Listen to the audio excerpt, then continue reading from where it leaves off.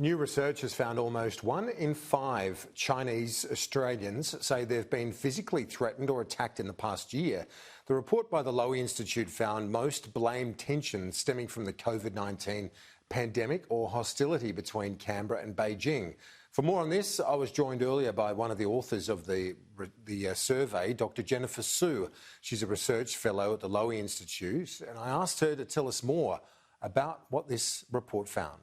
It's been a difficult past 12 months for Chinese Australians.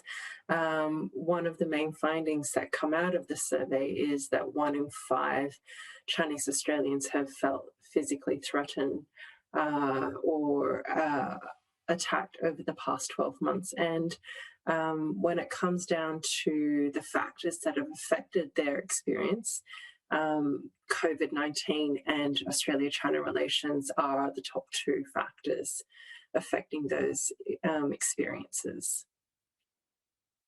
It's a complex relationship, though, isn't it, or existence at the moment for those of Chinese heritage in Australia, because there's that component, obviously very distressing, 1 in 5 facing that, but then also there's quite a positive view of what it is like to live in Australia. That's right.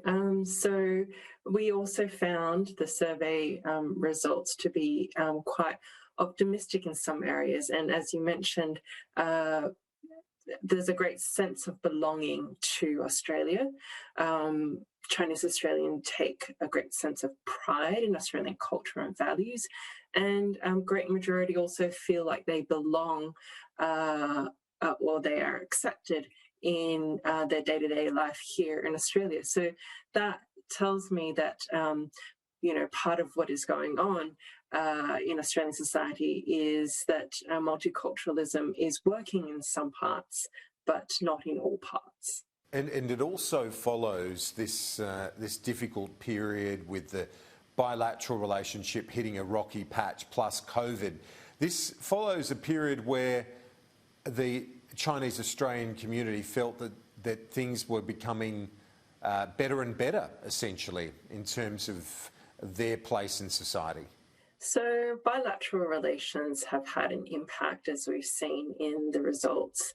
And I think most would say that what happens at the high-level politics, what goes on in Canberra and Beijing, has filtered down to impact Chinese Australians' daily life here, and this is reflected in their sense of belonging, but also, as we mentioned earlier, discrimination, being called offensive names because of their Chinese heritage. So I think politics has a lot to do with your experience here over the past 12 months. So I think the best thing for us is to absorb the data and really sort of think about the nuance that's required in our discussion about bilateral relations, because as we see that there is just there's a huge impact on your sense of safety for at least 1 in 5 Chinese Australians' sense of safety here in Australia. So I urge greater caution in the language that we use in talking about Chinese Australian communities, and things that go on in Canberra and Beijing do filter down to everyday lives. We're talking about a large population as well, aren't we, in Australia of those of Chinese heritage? Correct, yeah. Over 1.2 million identify with having some Chinese ancestry, and that's a huge number to consider. And so when we think about communities, Chinese Australian communities in Australia today, there is a segment that feels unsafe due to racism and discrimination.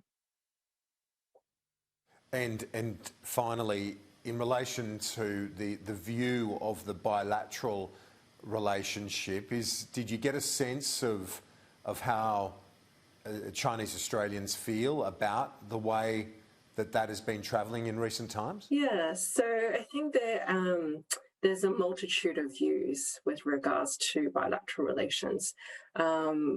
most Chinese Australians responded they see China as an economic partner to Australia rather than as a security threat. But then again, on the other hand, Chinese Australians would also support sanctions against Chinese officials who have been noted for human rights abuses. So, there is quite a plurality of views there with regards to Australia's China policy. So there isn't a singular perspective that we can say Chinese Australians hold with regards to Australia-China relations. Jennifer Su from the Lowy Institute, thank you very much. I appreciate your time, some really interesting data that you've come up with. Thanks so much for your time.